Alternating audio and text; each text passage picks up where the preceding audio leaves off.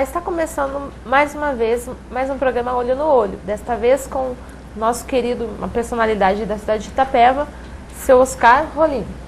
Tudo bem? Como é que o senhor está? Tudo bem, Kelly. É um prazer para mim estar aqui diante da TV Itanews. E esse convite que me foi feito, muito me honra. Estou à disposição de vocês para quaisquer perguntas. Bom, seu Oscar, vamos começar assim, como esse é um programa mais que a gente entra um pouquinho mais na intimidade das pessoas. Fale-nos um pouco da sua vida, quando criança, as lembranças que o senhor tem com a cidade, com seus pais. Bom, em primeiro lugar eu gostaria de lhe dizer que graças a Deus, eu tive uma família maravilhosa. Nasci realmente de um pai e de uma mãe extraordinários. Meu pai é uma pessoa muito simples, muito humilde, muito carinhosa, muito objetivo e tranquilo. E a minha mãe é uma mulher mais dinâmica, mais bem-humorada, mais irônica, e talvez daí venha um pouco da ironia que eu hoje ainda tenho e às vezes utilizo, não sei se por bem ou por mal, que me perdoem aqueles que levam por mal, né? Mas eu herdei dos dois muita coisa, graças a Deus. E tive uma irmã que eles me deram de presente antes de eu nascer, maravilhosa também, extraordinária, muito inteligente, muito culta e muito amiga, a melhor amiga que eu já tive fora meu pai e minha mãe. E é essa terra, o que eu posso falar da minha terra? A minha terra é a minha mãe. Itapeva, hoje eu já não tenho mais pai, nem mãe, nem minha irmã. Então eu sou sozinho praticamente. E a minha terra hoje é minha mãe. E todos os itapevenses eu os trato como se fossem irmãos. Aqueles nativos, aqueles que nasceram aqui em Itapeva e aqueles que foram adotados por esse coração bondoso dessa terra, abençoada por Deus.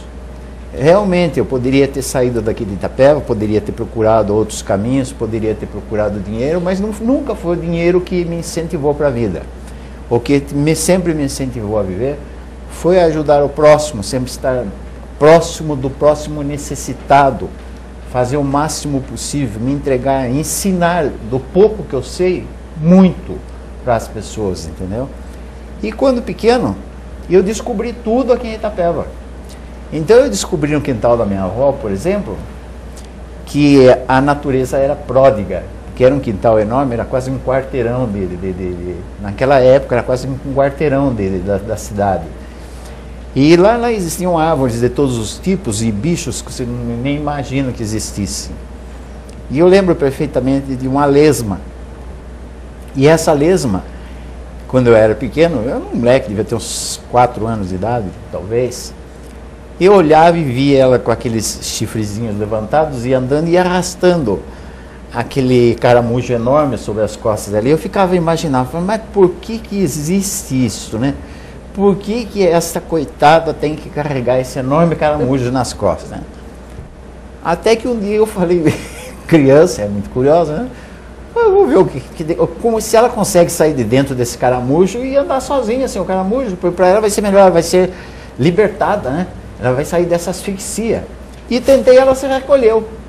Então eu aprendi, já comecei a tomar gosto pelo direito, o que é o instinto de defesa, entendeu? E que a natureza tinha dado para aquele pequeno animal um instinto de defesa. E dali com os outros animais. Eu lembro perfeitamente hoje ainda, que quando eu era pequeno, eu vi uma gata muito bonita que tinha no fundo do quintal da minha casa, e que estava para dar cria, deu cria, uma série de gatinhos. E quando eu fui ver os gatinhos lá, porque eu estava empolgado com a criação, né? Ela estava devorando, comendo os filhotes. Aquilo me revoltou profundamente. Então já veio aquele sentido de legítima defesa de terceiro, entendeu? Quer dizer, é um direito que já estava brotando dentro de mim, na minha alma, no meu ser. E eu, instintivamente, como evidentemente uma criança faria, e fez, peguei uma pedra e tirei na gata. Foi quase que matei a gata. E daí fiquei chocado com aquela situação, entendeu? Mas o primeiro instinto foi de legítima defesa daqueles pequenos animais que haviam nascido há pouco e que estavam sendo devorados pela mãe. E depois aprendi no direito que isso é uma situação anômala que acontece com as mães, com os animais em geral, até os seres humanos, entendeu? Que é o estado que a gente chama de estado puerperal, que é um estado doentio que dá na mãe a hora que ela procria. Porque essa mãe, nesse momento, ela sente grande amor pela criança ou pelo rebento, no caso dos outros animais irracionais que tem, mas também, em casos doentios, sente revolta. E a revolta se transforma nisso. Até nesse ponto chega que ela perde o equilíbrio total e mata o próprio filhote. Então, essas coisas eu fui aprendendo na minha vida. Eu vendia porque eu queria comprar doces, queria comprar balas, essas coisas. Eu ia no fundo do quintal na casa da minha avó, eu cortava laranja das laranjeiras, sabe? Punha no carro e saía vender para a rua. Brincava com os engraxados na Praça Anchieta, jogávamos bolinha de gude na Praça Anchieta, entendeu? Então eu convivi realmente com as pessoas mais simples e mais humildes. A minha vida sempre foi assim, um entrelace com as pessoas que realmente eram simples e humildes, e até hoje. Eu acho que o segredo da vida é a simplicidade e a humildade. Então essa foi a minha infância. E estudo também. E estudo, bastante estudo, bastante até isso dedicação. que eu ia perguntar. Daí a partir disso o senhor estudou em que escolas, aí o senhor fez, já entrou na adolescência, como foi? Sim, eu estudei o curso primário. O curso primário eu fiz 3 anos em Ribeirão Branco, porque meu pai comprou um estabelecimento comercial em Ribeirão Branco e nós o acompanhamos até lá. E lá eu fiz no grupo escolar que existe até hoje em Ribeirão Branco, se não me engano é professor Luiz Dias ou coisa que eu valha, acho que é isso, se não me falha a memória. E fiz até o 3º ano primário lá. Tenho excelentes recordações de Ribeirão Branco. Lembro muito bem que eu ganhei muito pouca coisa quando eu era pequeno. Muitos presentes eram pequenos porque meus pais não tinham condições financeiras. E sempre lutaram com muito esforço, com muito orgulho para conseguir alguma coisa para a família. Mas eu ganhei um tambor de presente de Natal. E eu falei, mas eu vou tocar esse tambor sozinho? O que é isso, né? Vai ser um... Eu pensava como criança, falei, deixa eu reunir os outros meninos aqui, vamos bolar alguma coisa que a gente forme um grupo de bateria. Então existiam umas ceras que chamavam-se parquetina, que era para encerar o assoalho. Tá. E as ceras tinham umas latas enormes desse tamanho mais ou menos. Então aquelas vazias a gente utilizava, fazia um buraquinho ao lado. Isso devia ter 5, 6 anos de idade, 6 anos, no máximo 7 anos de idade. E distribuí para a molecada e eu batia o bumbo na frente e eles tocavam as latas atrás de mim. E nós pelas ruas deixamos todo mundo louco na cidade de Ribeirão Branco. Mas são coisas, recordações ótimas. Depois vim de Ribeirão Branco para cá, meu pai veio para cá, fiz o 4º ano primário aqui. Daí existia um cursinho, naquela época era um curso para entrar que a gente chamava de ginásio, entendeu? E você tinha que fazer um curso como se fosse um concurso de admissão ao ginásio. E era difícil para você entrar, não era simples, você não passava. Como se fosse vestibular, né? Exatamente, um pequeno vestibular. E eu passei, e daí já entrei no ginásio. O ginásio eu fiz no Instituto de Educação, professor Otávio Ferrari, de Itapeva. Depois do ginásio, daí eu tinha várias opções. Eu tinha as ciências exatas, como matemática, como medicina, engenharia, entendeu? E existiam as ciências humanas, que seria direito. E eu sempre tive vontade de ser advogado, sempre na minha vida. Sempre quis ser advogado. Meu sonho toda a vida foi ser advogado. Então eu escolhi o curso que se chamava de curso clássico, na época. E fui fazer em São Paulo. Daí em São Paulo, eu fiz um colégio em São Paulo, curso clássico. E lá depois que eu terminei o clássico, evidentemente, daí eu fiz a faculdade de Direito em Sorocaba e me formei como advogado em Sorocaba. E lá como foi a experiência vivida lá? Aonde? Em Sorocaba. Foi maravilhosa. A melhor fase da vida que um estudante pode ter é a fase universitária, viu? Eu falo para os universitários, vocês aproveitem bastante, porque nessa época você é colega e realmente eles são seus colegas e não existe uma disputa por espaço, entendeu? Não existe uma disputa por emprego, uma conquista, por exemplo, de uma clientela ou coisa que eu vale, entendeu? Ali existe, na realidade, a amizade, o carinho, a união entre todos, entendeu? Então é a melhor fase da vida. E ao mesmo tempo que você estuda, você se diverte muito, entendeu? E trabalha, se diverte, e arruma amigos, se forma amizades que nunca mais você esquece na sua vida, que eu tenho até hoje colegas de formatura, né? E isso já se bom, quando eu comecei a advogar no ano de 1970, você imagina só, 41 anos, né, que eu estou advogando. E tenho amigos até hoje, os que sobraram, os que estão vivos. E a partir de Sorocaba, daí depois, o senhor encerrando o curso, o senhor voltou para a cidade aqui de Itapeva? Voltei para Itapeva e vim advogar aqui em Itapeva. Então, mas antes de vir advogar aqui para Itapeva, daí eu tive uma experiência que eu precisava, né? Precisava me comunicar com as pessoas e eu tinha uma certa dificuldade de comunicação. E daí na faculdade, como eu fiz parte lá no primeiro ano, eu entrei numa chapa da diretoria do centro acadêmico e a nossa chapa foi a vencedora. E eu fui incumbido de ir até São Paulo. E em São Paulo eu teria que participar de um programa de rádio. Agora imagina você, uma pessoa virgem em comunicação, uma pessoa completamente desligada do que seja falar no microfone de uma rádio, ou em público mesmo, num programa de um dos maiores radialistas que tinha, dos maiores comunicadores que eu já tive notícia, pela rádio Tupi da época, que pegava no Brasil inteiro, chamava-se Barros de Alencar. E sento assim, o Barros de Alencar, com um microfone pendurado, lembro perfeitamente isso, um grande microfone pendurado, e eu com um convite para uma semana jurídica que seria realizada na Faculdade de Direito lá de Sorocaba. E chegou na hora de eu falar, ele, na surpresa, ele puxou o microfone e falou: aqui tem um estudante de Direito e ele vai falar, deu branco, pronto, sumiu tudo para mim. Eu falei, e agora? Ele viu que eu estava travado, que eu não conseguia falar. Ele falou, o que aconteceu? Ele puxou, muito experiente, ele puxou o convite, leu o convite, e depois ele botou uma música lá no ar e falou para mim, mas que raio de advogado vai ser você? Que não sabe falar com os outros, que não sabe falar em público. Eu falei, pois é, realmente, saí de lá com a cabeça baixa, mas eu tenho que levantar a cabeça, e como sempre na minha vida, eu levantei a cabeça e falei, vou enfrentar, vamos fazer tambor. E vamos bater tambor, né? Como já era quando era pequeno, né? E vamos movimentar a cidade, vamos agitar a cidade. E vim para Itapeva, e daí já comecei, escrevi em jornal em Sorocaba, escrevi em jornal aqui em Itapeva, já arrumei programa na Rádio Clube de Itapeva, que naquela época era do Antônio Lerma, da parte da manhã, no período das férias, evidentemente, né?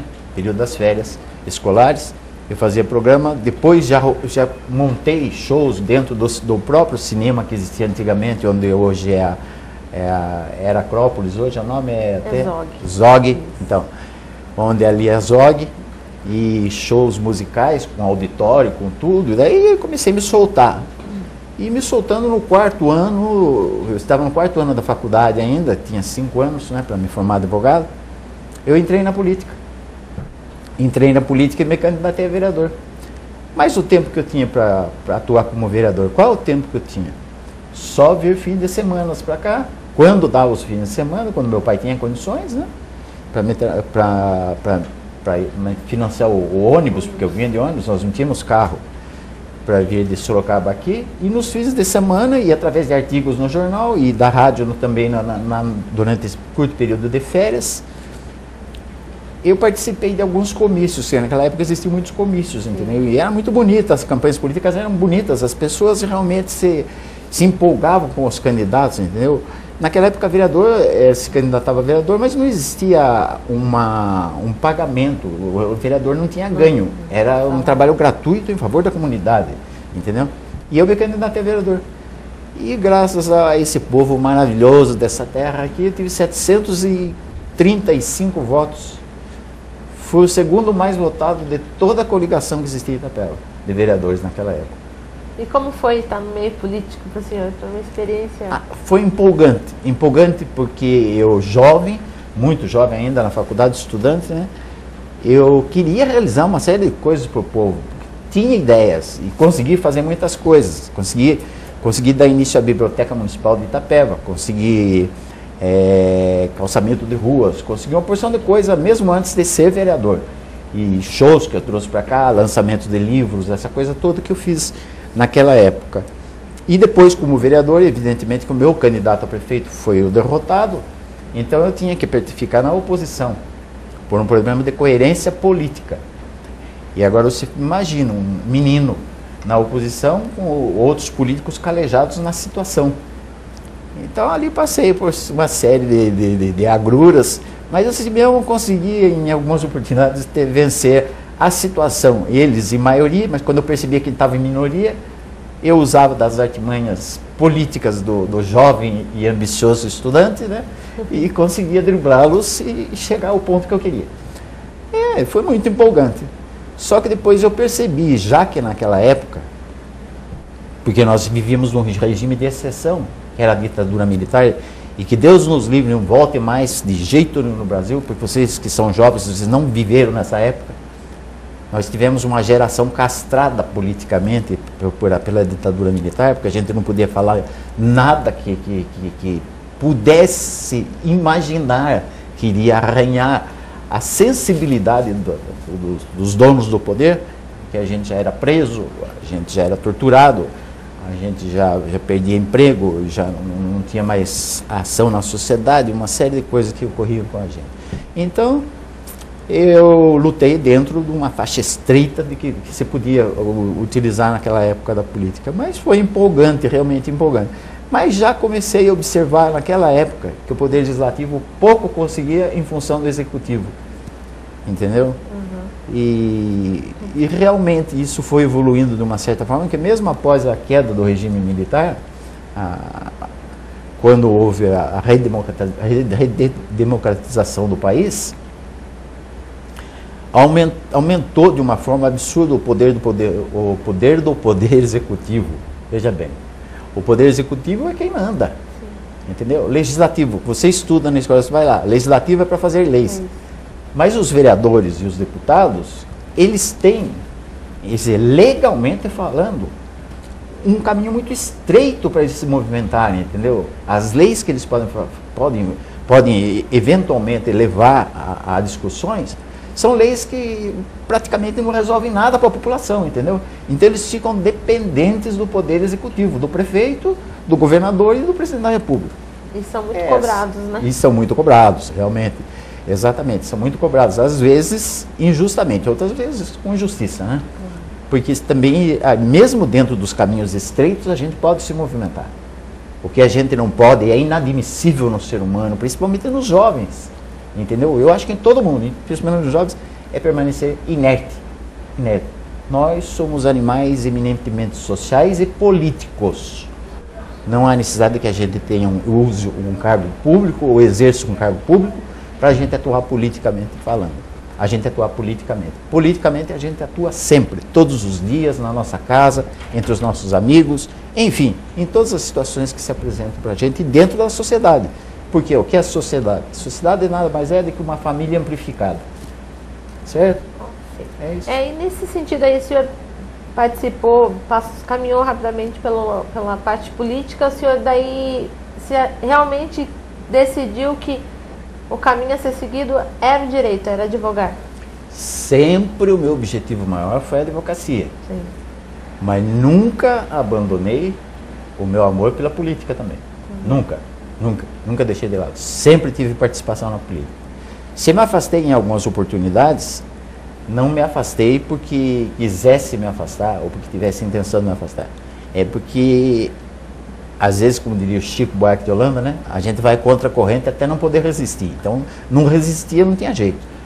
Mas, sim, lutei contra a corrente em muitas oportunidades. E hoje ainda, se eu puder influenciar em alguma coisa, eu vou influenciar. Vou influenciar porque o maior objetivo meu na vida sempre foi a advocacia e, além da advocacia, o maior mesmo, o ser humano.